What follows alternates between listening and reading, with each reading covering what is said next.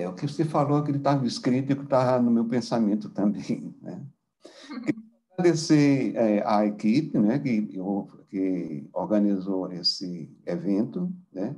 Principalmente a Carol, que é a Ana Carolina, né? Olha lá aí aparecendo, professor. Pois é, tudo bom.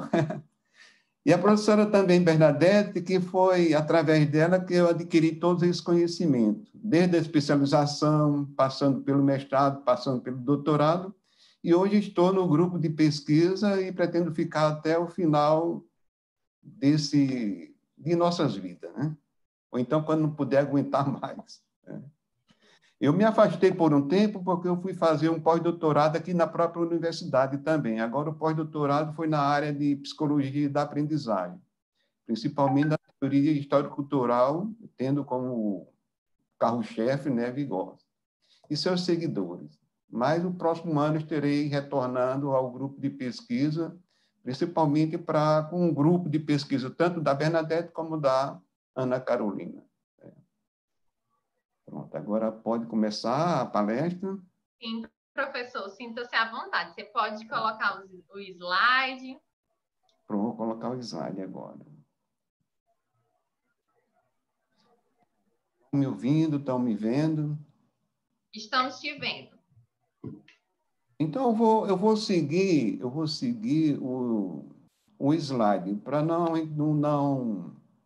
Se houver alguma coisa adicional, eu acrescentarei, né? Ok. Como a própria Gisele falou, o nome da minha palestra é esse Omar Khayyam, né? Ela já falou esse nome todo, eu não vou falar, né? Omar é um nome, e esse Khayyam significa um apelido da profissão dele e dos pais, que era fabricante de tendas. No decorrer do trabalho, a gente vai começar a falar. Professor, vou te interromper só um minutinho Para a sua palestra ficar excelente, até na gravação. Se você, pronto, nessa posição que você está, um passinho atrás, fica melhor para todo mundo te ver, porque se você fica um pouco para frente, a gente não consegue ver o seu rosto. Pronto, tá bom. Pronto, assim está perfeito. Pronto, tá bom.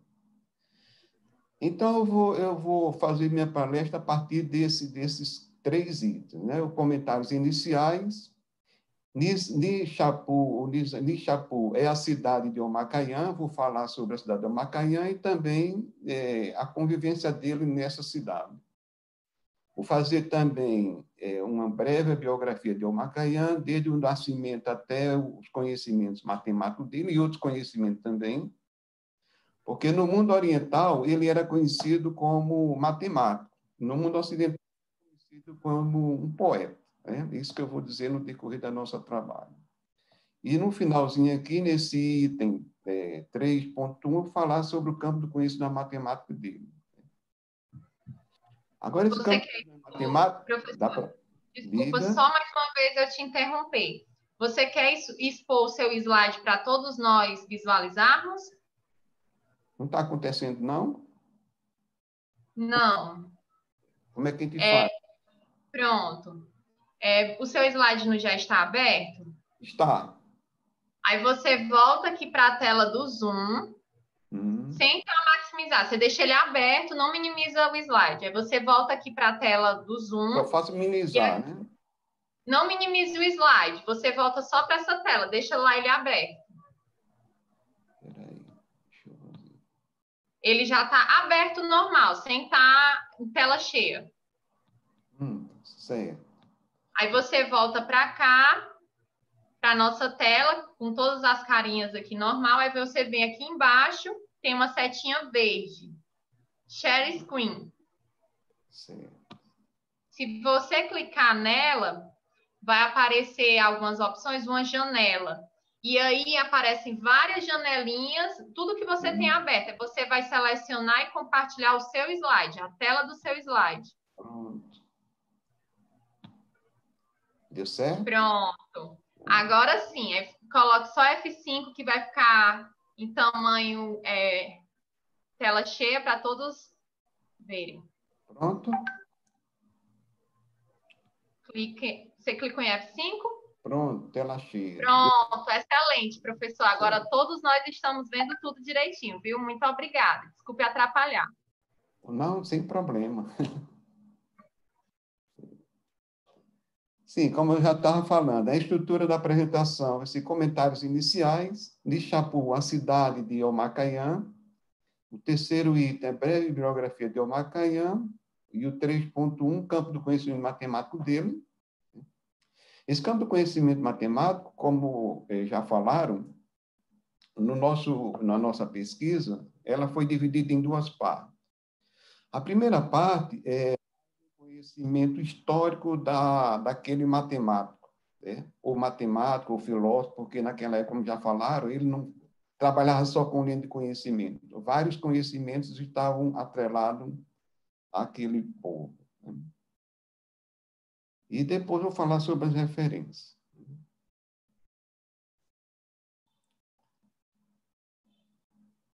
Comentários iniciais, esta apresentação tem como objetivo narrar uma breve biografia do matemático, filósofo e poeta Omar Khayyam, né?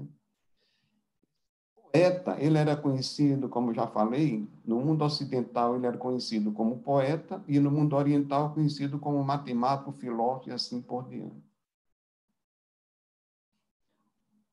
Porém, antes de fazer, né, se faz necessário realizar uma exposição do período histórico em que ele viveu e quais funções desempenhou na sociedade da época. É isso que eu vou fazer a partir de agora. Macayan nasceu nesse período, agora esse período de 1048, em 1131, falecimento. Mas no decorrer da palestra, eu vou colocar alguns historiadores que eles não concordam com isso aí. Sejam aproximados. No entanto, antes de detalhá-lo, eu esboçarei uma breve biografia política da Pérsia. Como ele nasceu na Pérsia, fazer uma biografia da Pérsia e essa dinastia Selçuda, que foi nessa dinastia o período que ele viveu e o período que ele trabalhou também com essa dinastia, né?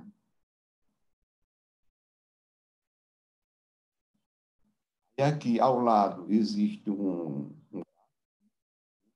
falando sobre a Pérsia, né? Na região da Pérsia, hoje atualmente é Irã, a principal e mais duradoura dinastia foi a Semânida, né? Cuja capital era Bukhara, aqui, né? Hoje pertencente ao território do Uzbequistão, tornou-se um centro de restauração cultural iraniana, né? Isso aqui, no momento, não vai ser interessante, vai ter interessante mais adiante que, ó, nessa dinastia. Como eu já falei, a dinastia que o Macayan trabalhou, principalmente com esses dois últimos sultões, né? Foi Al-Arzan e esse Malik Shah. Principalmente esse Malik Shah. E já que ele trabalhou nesse primeiro, ele não teve muita importância. A maior importância é nesse último, Malik Shah. No reinado de Malik Shah, Khayyam ocupou o posto de diretor do Observatório Astronômico da cidade de Merva, né? Hoje denominada de Meren, uma das cidades do Turquemequistão, né? O Turquemequistão está aqui, então essa cidade de Meren ficava localizada aqui. Khayyam permaneceu nesse observatório por 18 anos, produzindo cientificamente ao lado de outros astrônomos. Na verdade, até 1092, quando esse esse sultão, faleceu, né? Que era o patrocinador dele de todas as benesses da vida, né?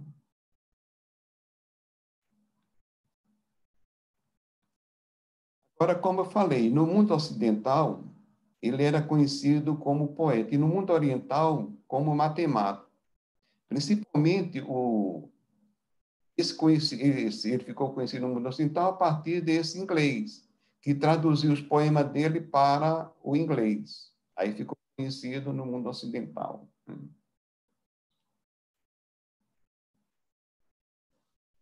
E esse inglês deu o nome desses poemas de Rubaiyat, né?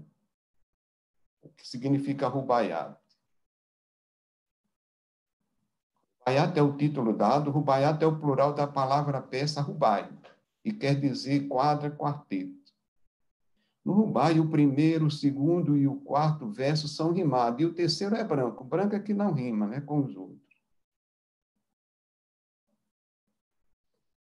Esse lado poeta de Kauyan, de Omar Khayyam, não é de nosso interesse, ele vai ser enfatizado em um futuro próximo. Voltemos ao Irã, a cidade de Nishapur, também conhecida como esses outros dois nomes, né? Nishapur e Nishapur. Sua população atual é de aproximadamente 230 mil habitantes. Ele está localizado no Nordeste, né? No Nordeste do Irã. Essa cidade situa-se na província de Khorasan, nas proximidades de Masher. E sua principal atividade econômica é a agricultura. Estou falando alguns nomes ao pé da letra, mas dá para entender.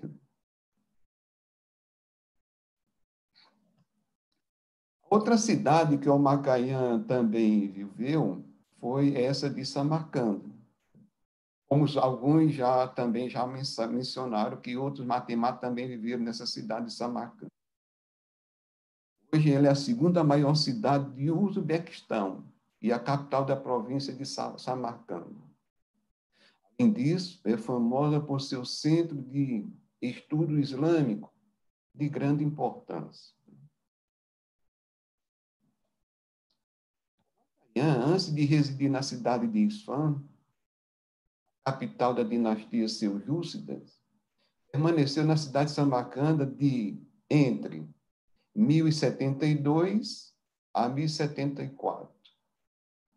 Convite do sultão, desse Malik Shah, que eu falei que foi o último sultão da dinastia Seljúcida. Durante a sua permanência nessa cidade, que ele escreveu um tratado sobre álgebra, intitulado Tratado sobre a Demonstração dos Problemas de Álgebra, considerado um dos mais importantes tratados anteriores à Era Moderna.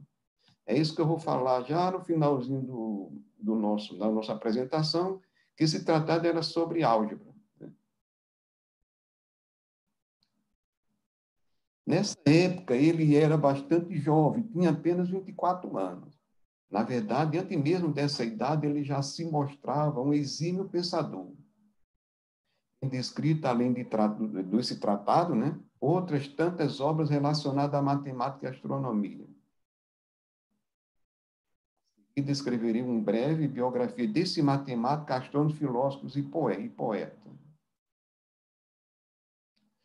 Khayyam nasceu em 18 de maio de 1048, na cidade de Nishapur, como já falei, no nordeste da antiga Pérsia, no atual Irã. Né? Aqui está o mapa. No nordeste, aqui está aqui a orientação do nordeste, aqui está o Irã e Nishapur. O nome dele é esse, como a Gisele já falou. Seu nome completo era esse. Ele era filho de fabricante de tendas, pois Khayyam é uma derivação da palavra árabe, peça dessa função. O nome dele como Omar Khayyam, está aqui Omar Khayyam, essa composição desses dois nomes. Seu falecimento ocorreu em 4 de dezembro de 1131, em sua terra natal. Divergência sobre essa data. Boyer fala que Khayyam nasceu em 1050 e faleceu em 1122. A maioria já diz dessas duas datas e Stroke nessas outras datas. Na verdade, a única certeza que temos é a morte dele, né? Que ele morreu em Nishapur e aqui está o busto dele. Quem quiser visitá-lo, da pandemia, pode ir.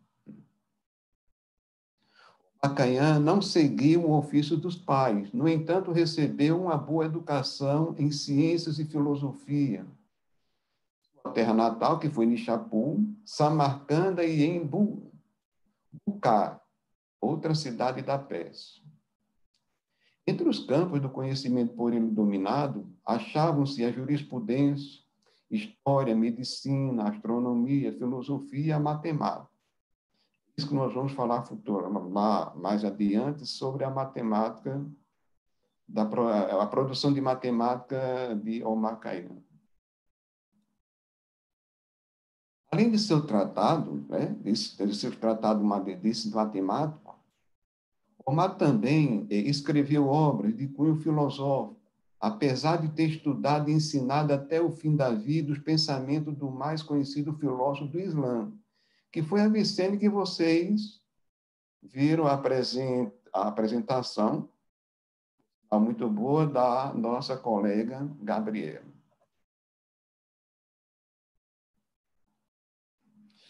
Dando continuidade a essa biografia, vou descrever uma breve exposição do campo do conhecimento matemático, dominado por esse filósofo. Todavia, como já estou lembrando, em breve colocarei à disposição dos leitores um texto que falará exclusivamente com mais detalhe desse conhecimento matemático. Foi a proposta do nosso grupo de trabalho e grupo de pesquisa.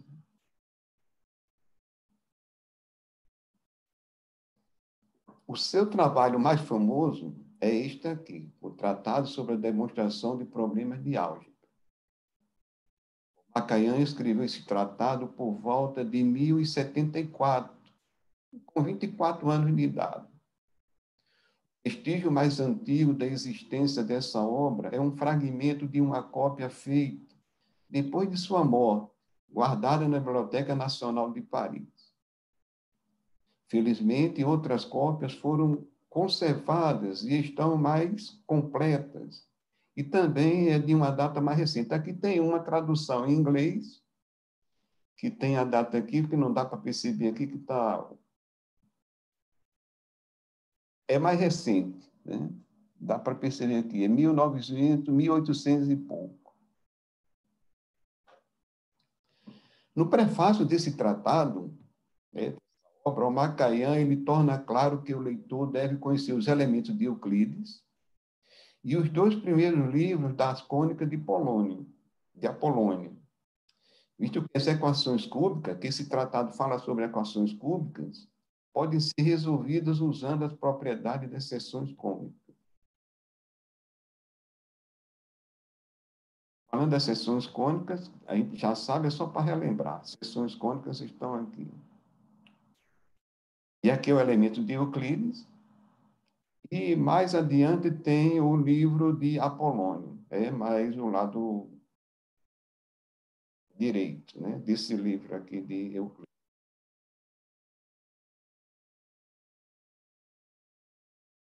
Para tais equações, né, deixa eu voltar aqui, o Macanhã, né, equações cúbicas.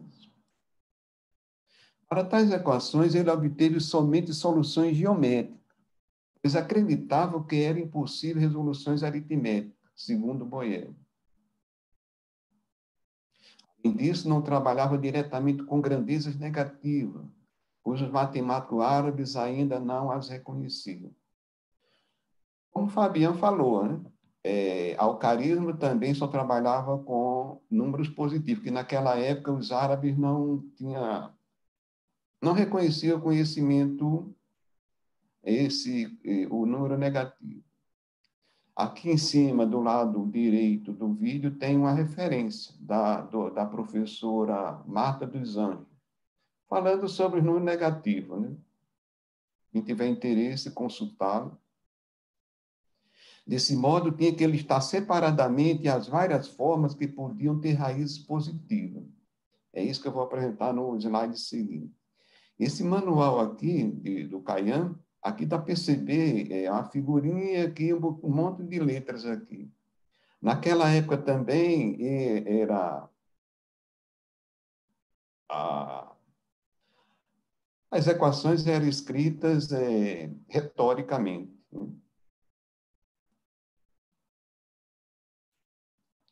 Então, para aquelas equações que fossem todas elas positivas, aí ele as classificou em 14 tipos. Né? As equações estão divididas em 14 tipos e dividiu em 3 grupos. Primeiro grupo, uma equação binomial, 6 equações trinomiais e 7 equações tretanomiais. Aqui estão elas. A primeira equação binomial é o cubo da coisa igual a número, escrito em linguagem retórica. E aqui já é uma linguagem moderna, que é a simbólica. Quem tiver interesse em saber sobre álgebra retórica, sincopada e simbólica, vê esse autor aqui, foi ele que fez essa classificação. Né? Por sinal, ele é alemão.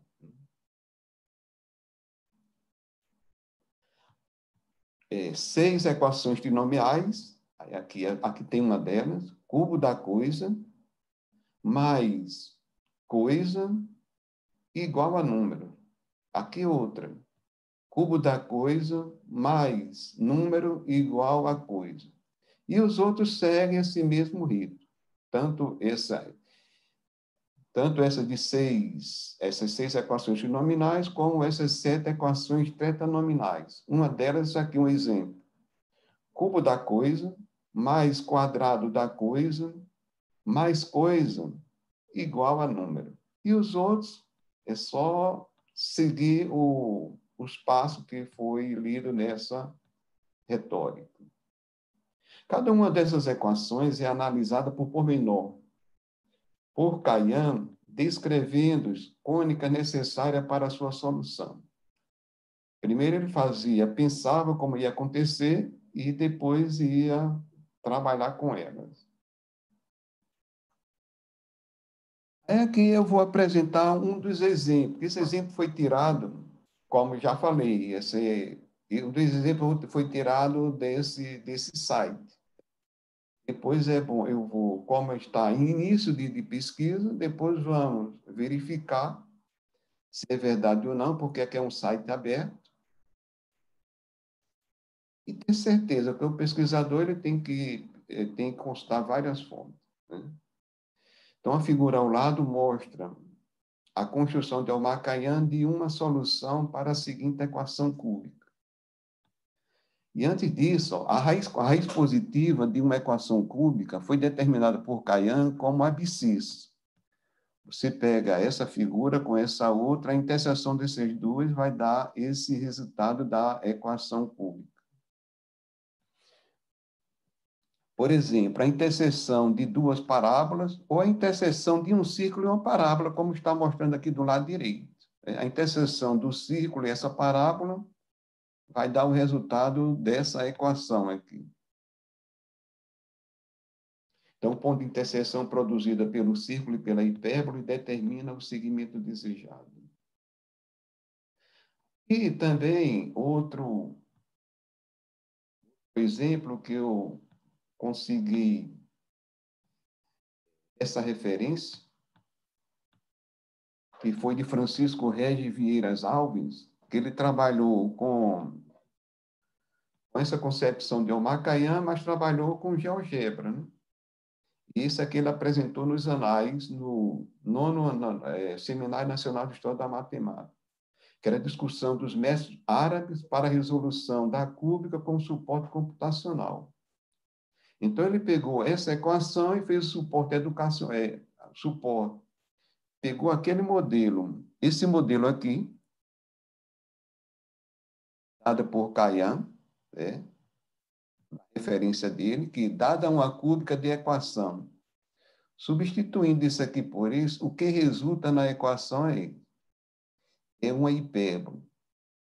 Mas como está aqui é uma parábola, traçando essas duas curvas em um mesmo plano cartesiano, teremos a interseção delas como a raiz da equação cúbica dada inicialmente. Então, o Francisco pegou esse modelo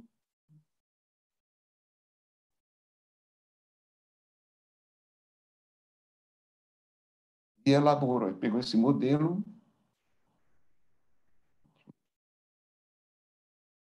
e elaborou esse outro. A partir desse aqui, ele usou o GeoGebra e a interseção de uma parábola com uma hipérbole.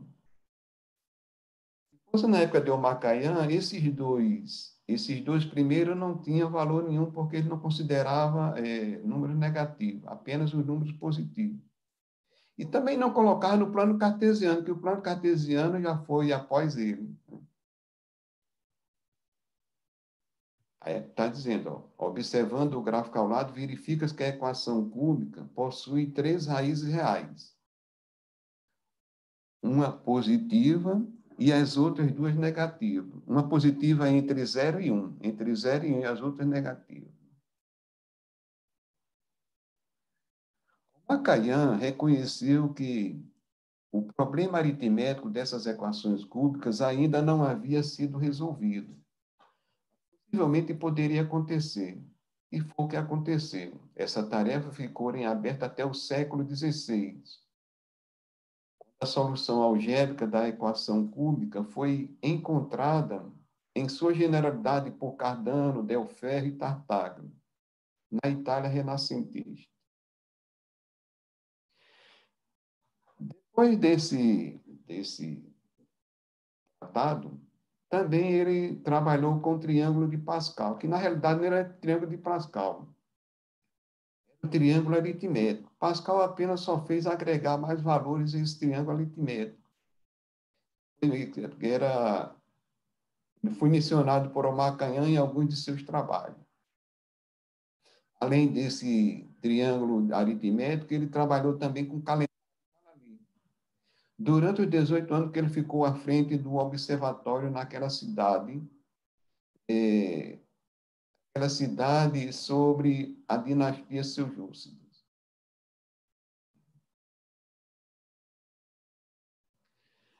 O calendário, ele cometia de 12 meses por ano, segundo o calendário Perso-Jalali. E o ano Persa inicia usualmente no dia 21 de março.